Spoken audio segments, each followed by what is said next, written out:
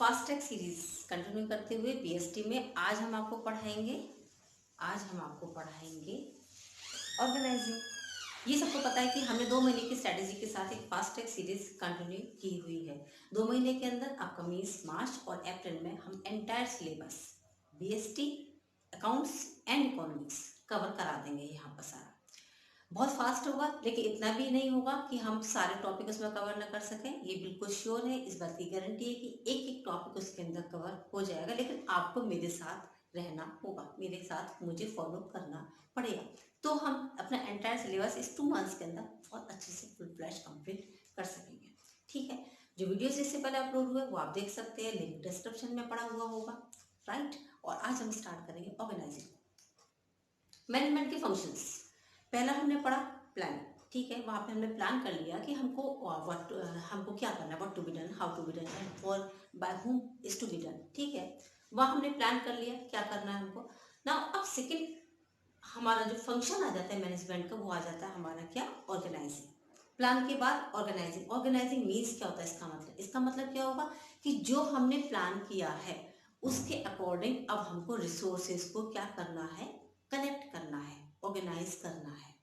ठीक है, चाहे वो फिजिकली हो, फाइनेंशियली हो, ठीक है, या फिर मटेरियल से रिलेटेड हो, उससे रिलेटेड सारी जानकारियां वो सब हमारे पास होनी चाहिए। वो सबको इकट्ठा करना, उसी को हम क्या कहते हैं, ऑर्गेनाइजिंग कहते हैं। ठीक है, चलो, तो इसका मीन्स क्या हो गया कि identifying and grouping various activities.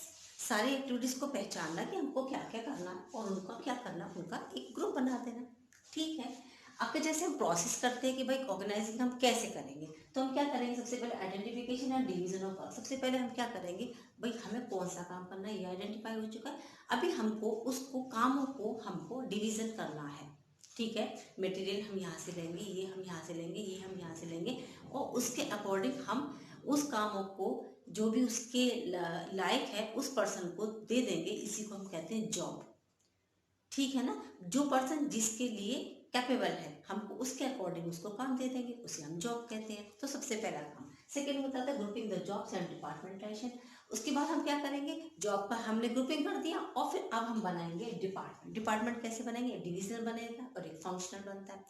Functional कैसे होंगे, फंक्शनल में सेम टाइप के प्रोडक्ट होंगे, सेम टाइप का काम होगा, लेकिन उसमें हम क्या करते हैं, जैसे ये प्रोडक्शन डिपार्टमेंट है, ये सेल्स डिपार्टमेंट है, ये परचेज डिपार्टमेंट है, उसके एक एक हेड बना दिए। अब वो हेड उससे ही रिलेटेड कामों को देखेगा, हमारा काम जल्दी होगा, अच्छा होगा, क्लियर होगा। ठीक है, और क्या करेंगे, असाइनमेंट ऑफ ड्यूटीज।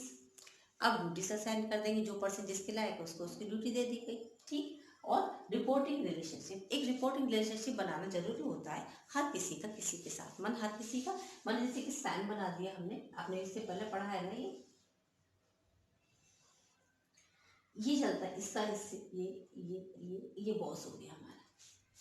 ठीक है, इसको इसीलिए बनाया जाता है कि किसी तरह की कोई प्रॉब्लम यहाँ ना होने पाए। तो मैसेजेस यहाँ से यहाँ, यहाँ से यहाँ, ये इस तरीके से एक रिपोर्ट ऊपर तक पहुँचती जाती बिना किसी प्रॉब्लम के।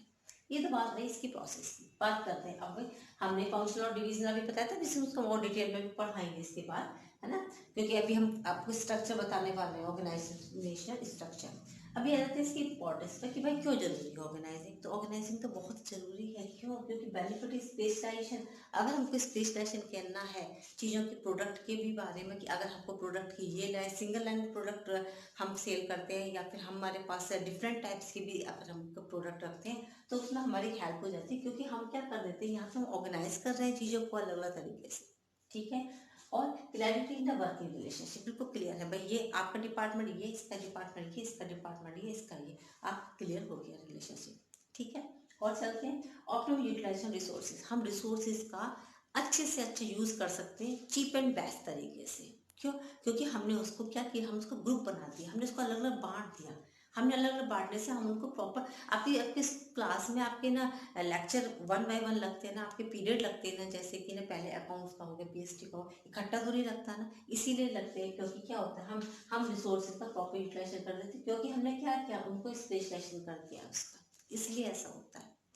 समझ रहे हैं। अब और क्या है, अडॉप्शन टू चेंज। ये इतना करने से क्या होता है, अगर हमने चेंज करने की रिक्वायरमेंट होती है तो हम उसको इजीली चेंज कर पाएंगे।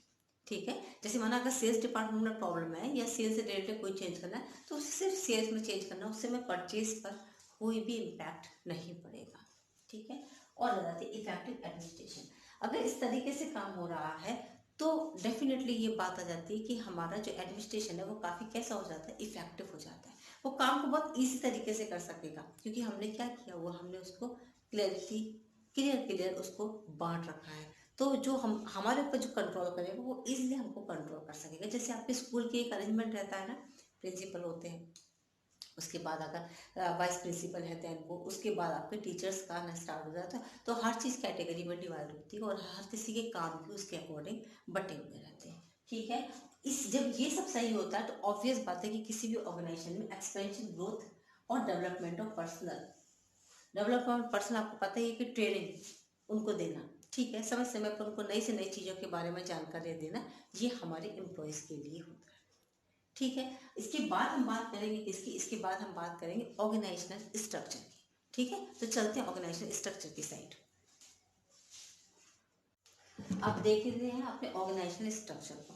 ये स्ट्रक्चर क्या होता है, देखो कुछ नहीं है, सिर्फ ये एक फ्रेमवर्क होता है हमारा जिसके अंदर हमारी मैनेजरियल और ऑपरेशन एक्टिविटीज जितनी भी होती है वो परफॉर्म की जाती है ना।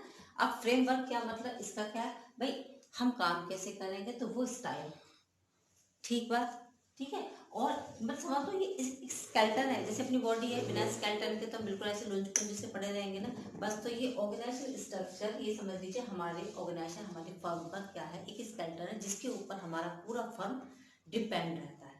समझ गए।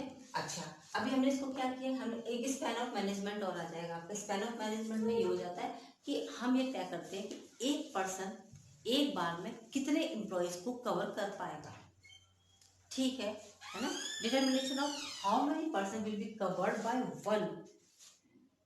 ठीक है, कि एक पर्सन है और उसके नीचे कितने जो वो अच्छे से जिनको देख सके, जितने, जैसे माना एक क्लास में माना 100-200 बच्चे उठा दिए जाए तो एक टीचर उनको कितना कंट्रोल कर सकता है।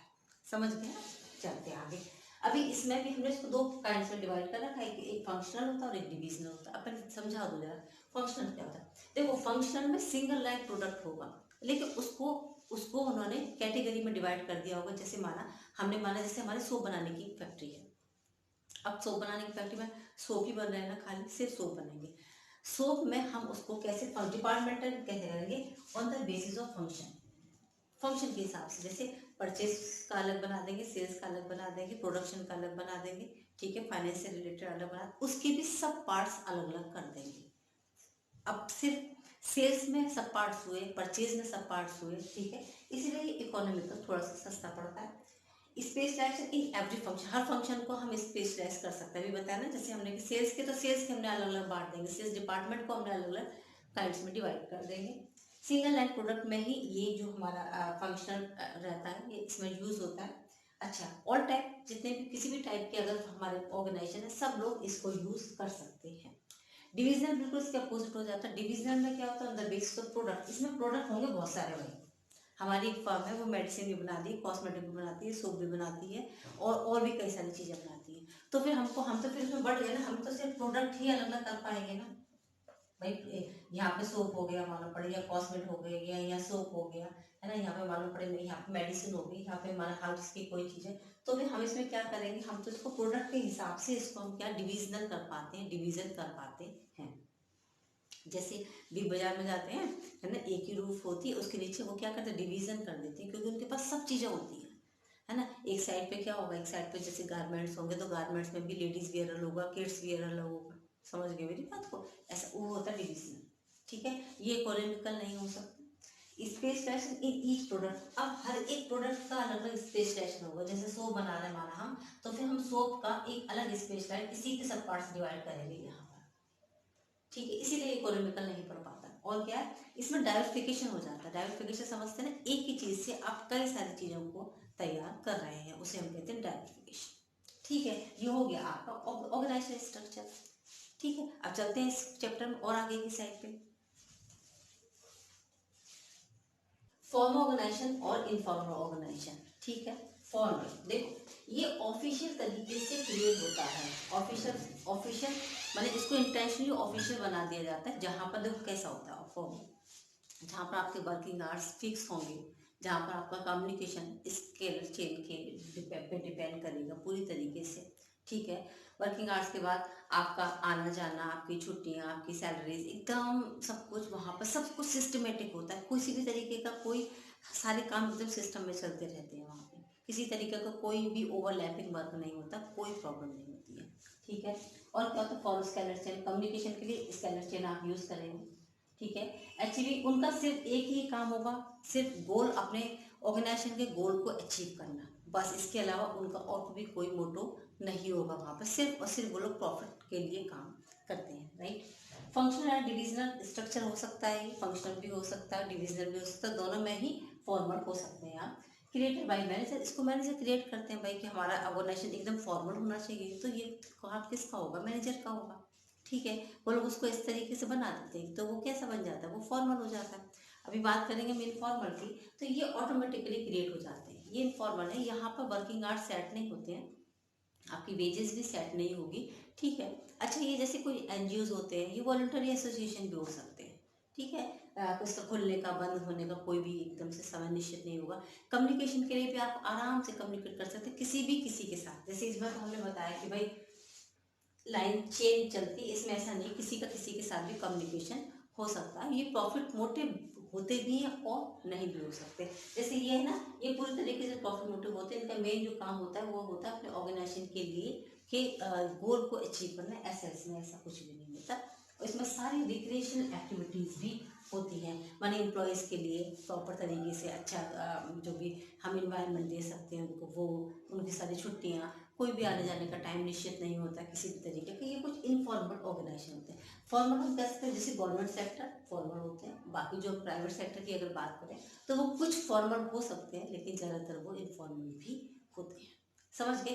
बात करेंगे, एक और टॉपिक हमारा इसमें रह जाता है, वो आ जाता है हमारा मेन डेलीगेशन, ठीक है। चलते डेलीगेशन की साइड, चलें इस चैप्टर के लास्ट टॉपिक पर, डेलीगेशन पर आ जाते हैं। एक बात है, जैसे बताया जाएगा कि बहुत टफ है, कुछ नहीं। डेलीगेशन मीन्स क्या होता है, यहाँ पर होता है पावर को ट्रांसफर करना, ठीक है। देखो, हम अकेले कुछ नहीं कर सकते, तो जब तक अगर ऐसा ही हो तो फिर एक स्कूल का जो प्रिंसिपल है वो सारी क्लास को, भाई वो बहुत मतलब एक समझ सकते हैं हम, एक काफ़ी लर्नेड इंसान होते हैं जो प्रिंसिपलशिप पे होते हैं, राइट। तो इसका मतलब वो सारी क्लासेस पढ़ा सकते हैं, नहीं पढ़ा सकते ना एक बार में, एट ए टाइम, ये पॉसिबल नहीं होता। तो वो अपने पावर को बाकी टीचर्स को उनके एबिलिटी के अकॉर्डिंग ट्रांसफर कर देते हैं, दैट इज कॉल्ड डेलीगेशन, कुछ नहीं है इसमें। अब क्या, ये डाउनवर्ड शिफ्ट होता है, from authority to superior to subordinate, यही बताया हमने, आप ऊपर से नीचे आएगा, ठीक है, डाउनवर्ड शिफ्ट होगा, इसे हम कहते हैं डेलीगेशन। डेलीगेशन के तीन इसमें और भी इसके हम वो बताएंगे अब आपको, इसके एलिमेंट्स क्या होते हैं। सबसे पहले अथॉरिटी होती है, अथॉरिटी मतलब ये जिसके पास पावर होती है। अथॉरिटी दूसरे को जाती है, डेट इज, तो क्या बन जाती है, वो बन जाती है रिस्पॉन्सिबिलिटी, ठीक है। अथॉरिटी क्या बन जाती है, इसकी रिस्पॉन्सिबिलिटी बन जाती है, और रिस्पॉन्सिबिलिटी से क्या ओरिजिन होता है, अकाउंटेबिलिटी। अकाउंटेबिलिटी मीन्स अब आप आंसरेबल हैं इस काम को करने के लिए, क्योंकि हमने आपको रिस्पॉन्सिबिलिटी दी, ठीक है ना, तो अब आप आंसरेबल है इसके लिए, राइट। अभी क्या होता है, अथॉरिटी टॉप टू बॉटम चलती है हमेशा, लेकिन रिस्पॉन्सिबिलिटी ये कैसे आती है भाई, ये तो नीचे से डाउनवर्ड टू अपवर्ड जाएगी, और सेम जो हमारी ये अकाउंटेबिलिटी रहता है, ये भी सेम नीचे से ऊपर जाती है। और चलते हैं आप, ये क्या होता है, ये माने ये डेलीगेशन, इसका डेलीगेशन, अथॉरिटी डेलीगेट की जा सकती है, रिस्पॉन्सिबिलिटी भी, लेकिन अकाउंटेबिलिटी आप इसको डेलीगेट नहीं कर सकते हैं, समझ गए। अच्छा, एक और चीज आ जाती है, एब्सोल्यूटनेस आ जाता है, प्रिंसिपल ऑफ एब्सोल्यूटनेस, वो मीन्स क्या होता है, देखो आपने रिस्पॉन्सिबिलिटी दे दी इसको ना, आप क्या, अब क्या पूरी तरीके से फ्री हो गए क्या, प्रिंसिपल जिसने दूसरे को रिस्पॉन्सिबिलिटी दी, क्या अब वो स्कूल से उसकी रिस्पॉन्सिबिलिटी, मैंने अब हमने तो भाई दे दिया आपको, अब आप जाने, क्या ऐसा हो सकता है, नहीं हो सकता। वो अकाउंटेबल होता है हमेशा, माने वो उन चीज़ों को देखेगा, समय समय पर वो उनके लिए हेल्पफुल होंगे हमेशा, किसी भी कंडीशन पे, समझ गए। जैसे मैनेजर ने आपको रिस्पॉन्सिबिलिटी दे दी कि आपको इतना प्रोडक्शन का ये सब काम देखना है, तो अब मैनेजर आपको रिस्पॉन्सिबिलिटी देने के बाद भी वो फ्री नहीं है, ठीक है। आपके हर प्रॉब्लम में वो आपके साथ होंगे, आपको सजेशन देने के लिए, या फिर इनकेस अगर और कोई भी दिक्कत हो जाती है तो उसके लिए, ठीक है, इसे क्या कहा जाता है, इसे कहा जाता है प्रिंसिपल ऑफ अकाउंटेबिलिटी। ठीक है, एब्सोल्यूटनेस। चलो अब आ जाते हैं सेंट्रलाइजेशन और डिसेंट्रलाइजेशन। सेंट्रलाइजेशन बहुत simple, concentration of power in few hands. कुछ हाथों में कॉन्सेंट्रेशन रहना पार्ट्स का, वो पार्ट्स आप किसी को भी नहीं दे सकते जो टॉप लेवल लोगों के पास होती है। और कुछ चीज़ें ऐसी होती हैं, कुछ बातें ऐसी होती हैं, कुछ कीवर्ड्स ऐसे होते हैं जो टॉप लेवल के लोग अपने सबऑर्डिनेट को नहीं ट्रांसफर कर सकते। कुछ कॉन्फिडेंशियल बातें होती हैं, तो वो हमारा किसमें सेंट्रलाइजेशन में आता है। डिसेंट्रलाइजेशन में क्या आ जाता है, ये अपनी डिस्ट्रीब्यूशन ऑफ पार्ट्स, भाई पार्ट्स आप बांटेंगे और बांटेंगे नहीं तो काम का जो बोझा होता है, बर्डन होता है, वो कम कैसे होगा और वर्क जल्दी कैसे फिनिश होगा, प्लस जो आपके जितने भी एम्प्लॉयज हैं वो मोटिवेट कैसे होंगे अगर आप उनको वर्क नहीं सौंपेंगे तो। वो रिस्पॉन्सिबल नहीं बनेंगे, आगे काम ही नहीं करेंगे, कुछ नए इनिशिएटिव जो आइडियाज आने होंगे वो भी हमारे पास नहीं आएंगे क्योंकि हमने उनको पावर ही नहीं दी है। तो डिसेंट्रलाइजेशन करना जरूरी होता है। तो आप ये सोच रहे होंगे फिर डेलीगेशन में और डिसेंट्रलाइजेशन में अंतर ही क्या रह गया, फिर ये भी पावर को देना ये भी पावर को देना। डेफिनेटली अंतर है। डेलीगेशन एक छोटा कॉन्सेप्ट है और डिसेंट्रलाइजेशन एक वाइडर कॉन्सेप्ट है। डेलीगेशन में चीजें बिल्कुल लाइन से चलती हैं ऊपर से नीचे, लेकिन इसमें जैसे मैंने इसको इस बांटा हुआ ये इस तरीके से बढ़ जाता है। तो इसका मतलब डिसेंट्रलाइजेशन का एक छोटा सा पार्ट है डेलीगेशन। समझ गए। हर एक ऑर्गेनाइजेशन में ये क्या ऑप्शनल हमने लिखा हुआ कि भाई ऑप्शनल हो सकता है, भाई आपकी मर्जी आप डिसेंट्रलाइजेशन करें या फिर सेंट्रलाइजेशन में करें, लेकिन किसी भी फर्म के अंदर अगर वो अच्छी ग्रोथ चाहता है तो सेंट्रलाइजेशन और डिसेंट्रलाइजेशन दोनों में बैलेंस्ड होना जरूरी है। सारी बातों को हम नहीं बता सकते अपने सबऑर्डिनेट्स को, ना ही सारी हम उनको अथॉरिटीज ट्रांसफर कर सकते हैं, लेकिन जितना हो सके उतनी अथॉरिटी उतनी रिस्पॉन्सिबिलिटी हम उनको ट्रांसफर करें तो वो they can better for us. जितना वो कर सकते हैं उतना अच्छे से अच्छा करने की वो कोशिश करेंगे। इससे रिलेटेड जो भी केस स्टडीज आती है वो इजीली यहाँ से सॉल्व हो जाएंगी। How to solve case studies, इसका वीडियो मेरा पहले अपलोड हो चुका है, आपको लिंक उसका डिस्क्रिप्शन में मिल जाएगा। फिर भी इससे रिलेटेड कोई भी क्वेरी हो तो आप मुझे टेलीग्राम पर जा करके भी मिल सकते हैं, उसका लिंक भी आपको डिस्क्रिप्शन में मिल जाएगा।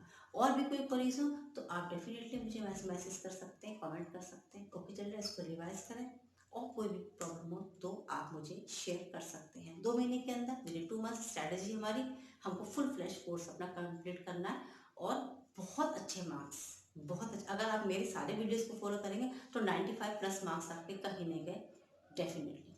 ओके चलिए टेक केयर, गुड बाय।